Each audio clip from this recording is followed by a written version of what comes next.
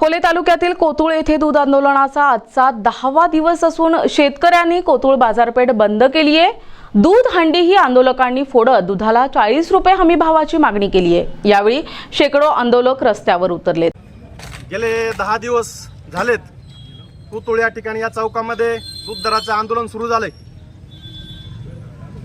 या आंदोलनामध्ये प्रामुख्याने शेतकऱ्यांचे सर्वच जिव्हाळ्याचे जे प्रश्न आहेत, दूध असेल, सोयाबीन असेल, कांदा असेल, आदी सर्वच प्रश्नांबाबत शासनाने वेळोवेळी अन्यायकारक भूमिका घेतलेली आहे।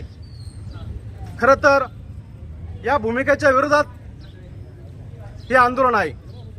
कोणत्याही पक्षाला विरोध किंवा समर्थन असा विषय अजिबात नाही।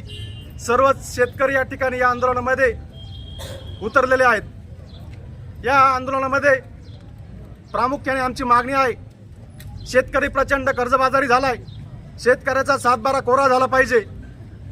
दुधाला FRP आणि रेव्हेन्यू शेअरिंगचं धोरण लागू करून दुधाला 40 रुपये हमीभाव दिला पाहिजे।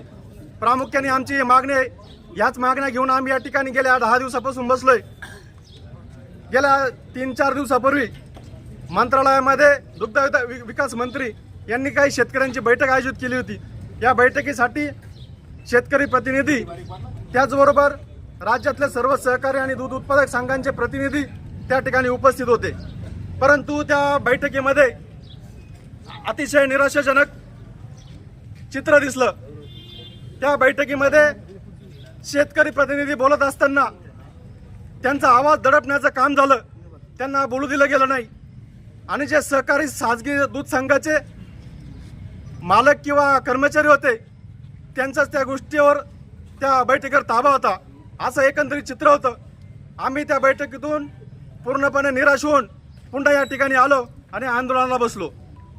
या आंदोलनाच्या निमित्तानं शासनाला मी सांगू इच्छितो, सर्व शेतकऱ्यांच्या वतीनं, जोपर्यंत तुम्ही आमचे प्रश्न सोडवणार नाहीत, दुधाला 40 रुपये हमीभाव देणार नाही, तोपर्यंत आम्ही या ठिकाणून उठणार नाही।